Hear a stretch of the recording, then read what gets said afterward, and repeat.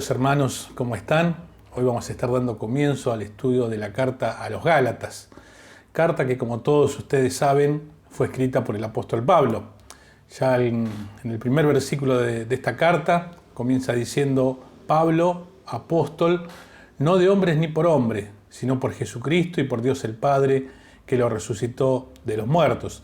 Y también sobre el final de la misma, en el capítulo 5, versículo 2, dice: He aquí, yo, Pablo, os digo que si os circuncidáis, de nada os aprovechará Cristo.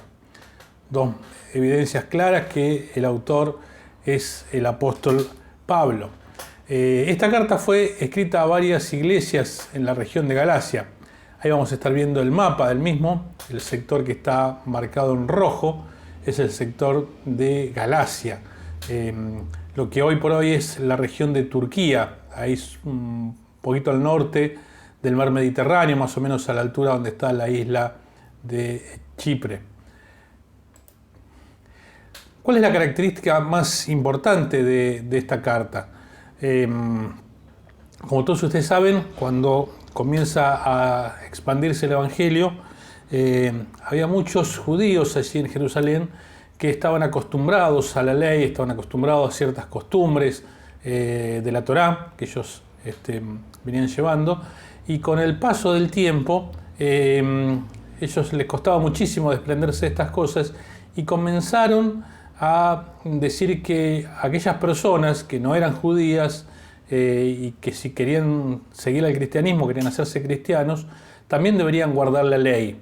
De hecho, obligaban a los varones a circuncidarse, seguir con ese ritualismo.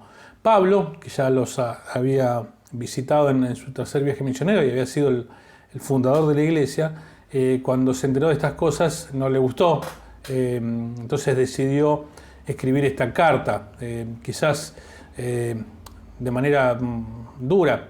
Dice uno de los comentaristas que estuvimos viendo para acompañarnos en este estudio, dice: esta es una epístola que tiene un mensaje duro, severo y solemne. El apóstol podía tolerar muchas cosas, pero no el legalismo. Pablo tiene un mensaje severo debido a que el legalismo desafía los fundamentos del cristianismo. Notemos que la epístola no tiene palabras de alabanza o gratitud para los Gálatas. No hay petición de oración, ni se menciona a ninguno de los Gálatas por nombre. Creo que es claro lo que escribió esta persona acerca de esta carta. Carta que tiene 6 capítulos, carta que también al día de hoy sigue en discusión si fue escrita por el año 43, 44 o 55, 56.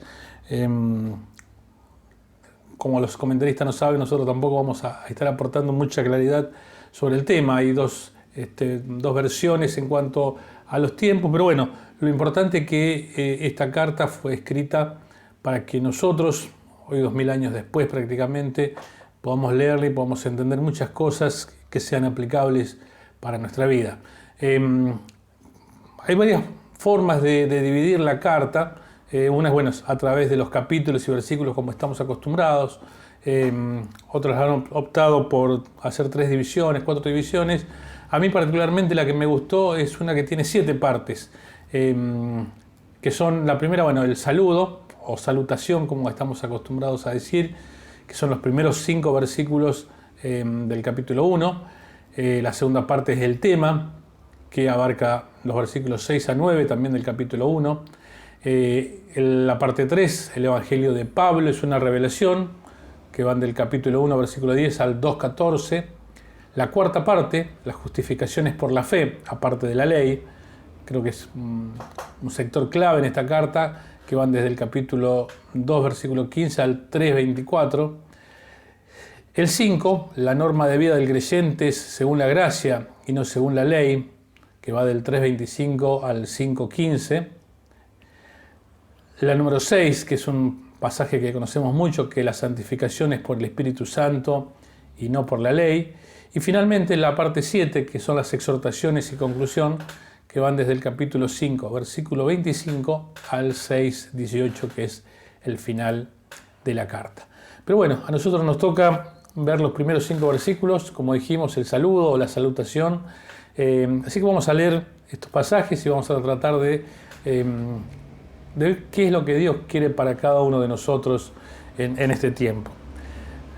Lo leíamos antes, capítulo 1, versículo 1, dice Pablo apóstol, no de hombres ni por hombres, sino por Jesucristo y por Dios el Padre, que lo resucitó de los muertos, y todos los hermanos que están conmigo a las iglesias de Galacia. Gracia y paz sean a vosotros de Dios el Padre y de nuestro Señor Jesucristo, el cual se dio a sí mismo por nuestros pecados para librarnos del presente siglo malo, conforme a la voluntad de nuestro Dios y Padre, a quien sea la gloria por los siglos de los siglos. Amén. Bien, capítulo 1, versículo 1, comienza diciendo Pablo, comienza dando su nombre, como habíamos dicho, el autor de esta carta. Sigue diciendo apóstol.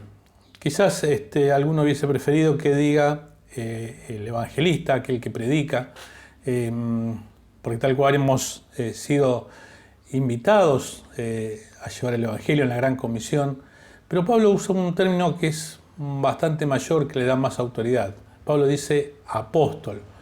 Él quería mostrar su autoridad como maestro cristiano, como fundador de iglesias, como un hombre riguroso, como un reformador en tiempos de enseñanzas falsas. No de hombres ni por hombre.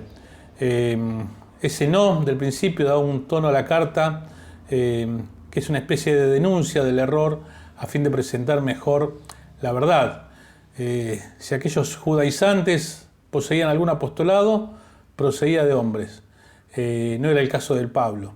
Pablo tenía un apostolado que venía de una fuente mucho mayor, que tenía una autoridad mucho mayor. No sé si ustedes se acuerdan del pasaje de Hechos capítulo 9, después que Pablo tiene un encuentro con el Señor, que cae, dice, cegado, es llevado a Damasco, ahí pasa algunos días, por supuesto sin ver, sin comer, sin probar bocados, sin tomar nada, y se tenía que encontrar con un hombre. Dios le había mostrado en sueños que se iba a encontrar con un hombre de nombre Ananías, quien le iba a imponer las manos y le iba a devolver la vista.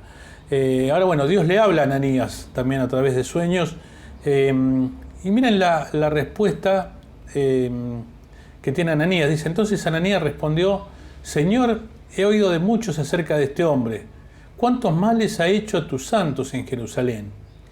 Y aún aquí tiene autoridad de los principales sacerdotes para prender a todos los que invocan tu nombre. El Señor le dijo, ve, porque instrumento escogido me es este, para llevar mi nombre en presencia de los gentiles y de reyes y de los hijos de Israel. Como sabemos, Pablo había tenido un encuentro con Dios.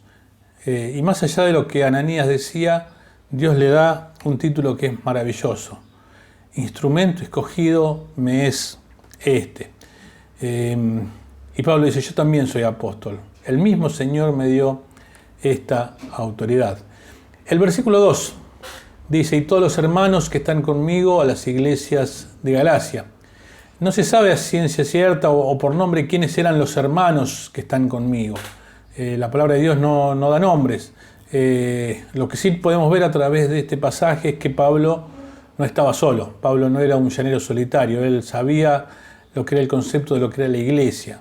Me gusta la traducción que hace la Nueva Traducción Viviente, que dice, todos los hermanos de este lugar se unen a mí para enviar esta carta que escribo a las iglesias de Galacia.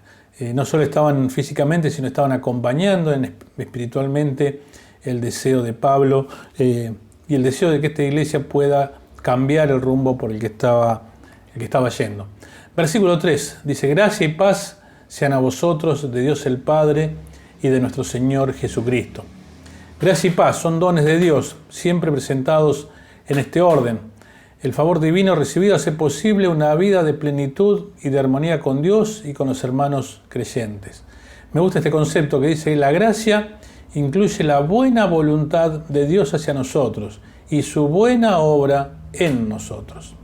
Y la paz, todo ese consuelo interior que todos nosotros realmente necesitamos.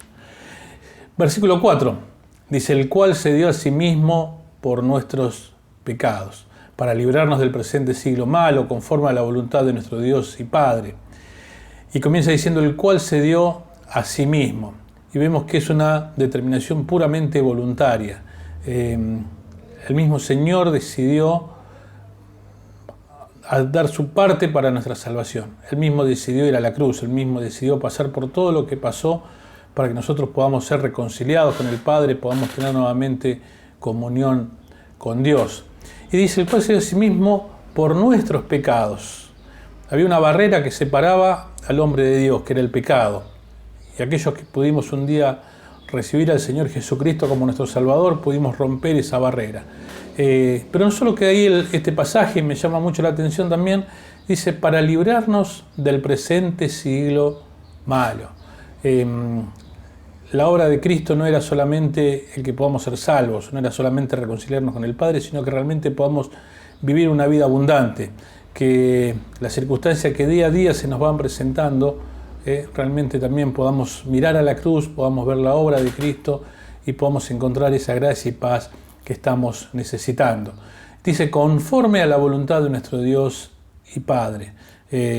Sabemos que el Hijo, Cristo, y el Padre, junto al Espíritu Santo, son una sola persona, que es lo que conocemos como la Divina Trinidad. Pero el Hijo quería hacer la voluntad del Padre, conforme a la voluntad de nuestro Dios y Padre. Y termina el saludo diciendo, a quien sea la gloria por los siglos de los siglos. Amén. A Dios, al Padre, le pertenece toda la gloria, la alabanza de los santos por siempre. Ahora, hablábamos acerca de los religiosos. Muchas veces hemos usado la palabra judaizantes. Me gustaría que podamos aplicar este saludo en lo cotidiano de nuestras vidas. Comienza diciendo Pablo, apóstol, no de hombre ni por hombre, sino por Jesucristo, diciendo quién le había dado esta autoridad. Y habíamos leído en Hechos, en el capítulo 9, y vuelvo otra vez y voy a leer un versículo más, que no lo leí antes, que es voy a leer el 15 y el 16. El Señor le dijo, ve, porque instrumento escogido me es este, para llevar mi nombre en presencia de los gentiles y de reyes y de los hijos de Israel. El 16 dice, porque yo le mostraré cuánto le es necesario padecer por mi nombre. Me llama muchísimo la atención y me maravilla y me asombra el ver este tiempo, ¿no? Pablo, que era un perseguidor de la iglesia, alguien que estaba haciendo realmente mucho daño a los hijos de Dios, decía Ananías, y aún aquí tiene autoridad de los principales sacerdotes para prender a todos los que invocan tu nombre. Un día tuvo un encuentro personal con el Señor y el Señor le cambió la vida. Y el Señor le dio un título, dijo, instrumento escogido me es este. A partir de ahora vas a ser apóstol, a partir de ahora vas a empezar a llevar mi nombre a los gentiles, a los reyes, a los hijos de Israel. Vas a empezar a trabajar para mí. Ahora pensaba, ¿no? ¿Cómo Dios escoge a las personas? Había pasado 3 días que estaba sin comer, sin ver, sin tomar nada. Sin embargo, Dios dice, esta es la persona que yo necesito. Esta es la persona que yo voy a escoger para que pueda llevar mi nombre. Y yo no sé cómo es tu vida, no conozco por la situación por la cual estás pasando, pero tantas veces es necesario que Dios quizás nos sacuda un poco, que Dios ponga algo en nuestra vida para que realmente podamos ser instrumentos en sus manos. Pablo tenía una buena preparación, conocía la ley perfectamente, pero necesitaba un cambio, necesitaba tener ese encuentro con Dios para poder ser un instrumento en manos de Dios.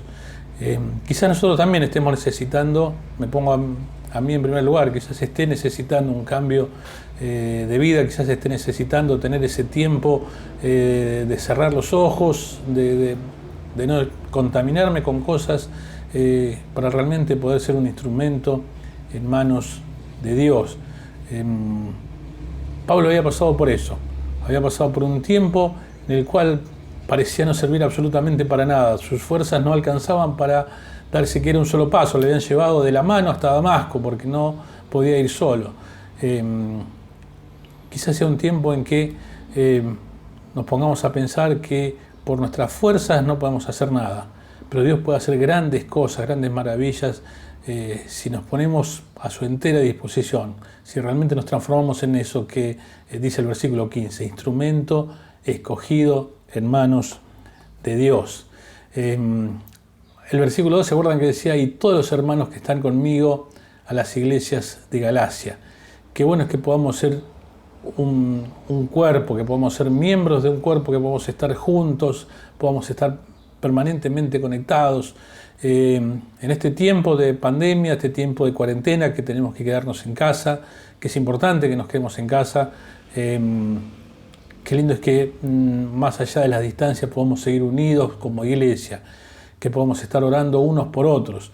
Es lindo ver en el grupo de WhatsApp de la iglesia, cuando un hermano pone los motivos de oración, cómo uno se siente acompañado, siente la confianza que ese hermano deposita en cada uno, y qué bueno es poder orar los unos por los otros, qué bueno es poder estar acompañando a los hermanos que tienen autoridad en la iglesia para que Dios les oriente para tomar decisiones sabias, decisiones correctas de acuerdo a su voluntad.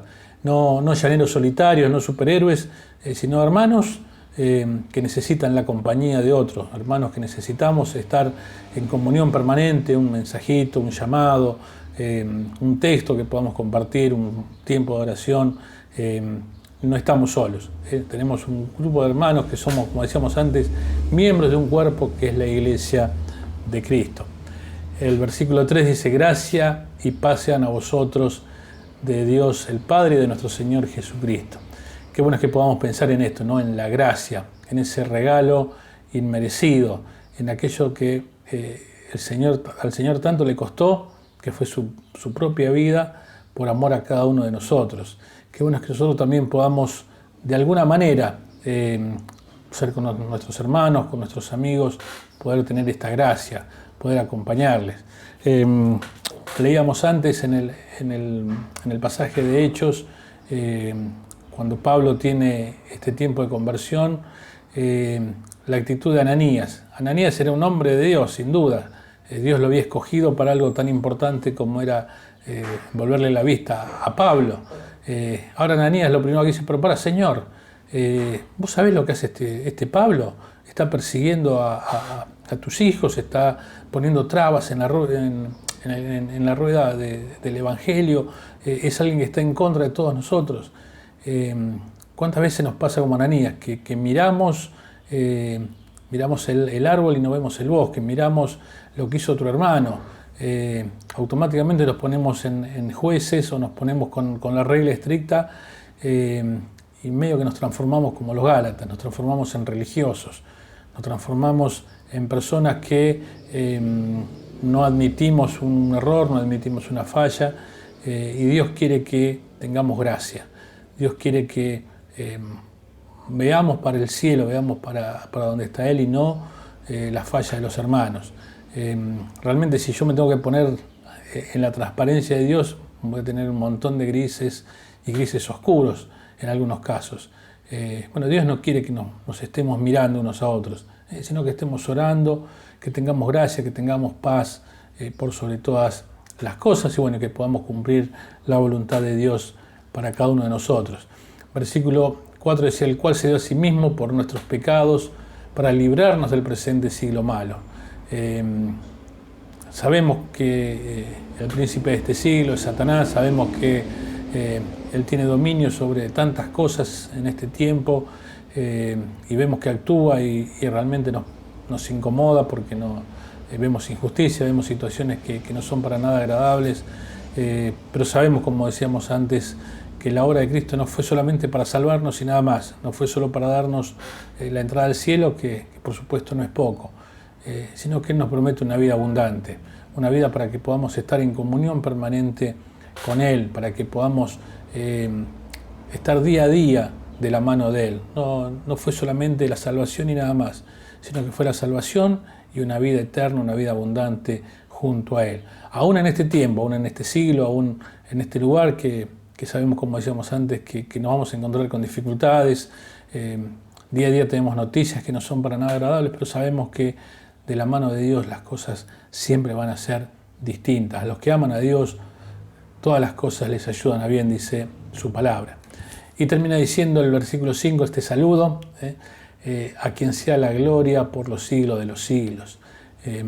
Y por supuesto que esto es la clave, es fundamental que cada cosa que hagamos, cada cosa que pensemos, cada cosa que fluya en nuestra vida realmente no sea por nosotros, por nuestro conocimiento, por nuestra fuerza, sino que toda la gloria sea para Dios el Padre.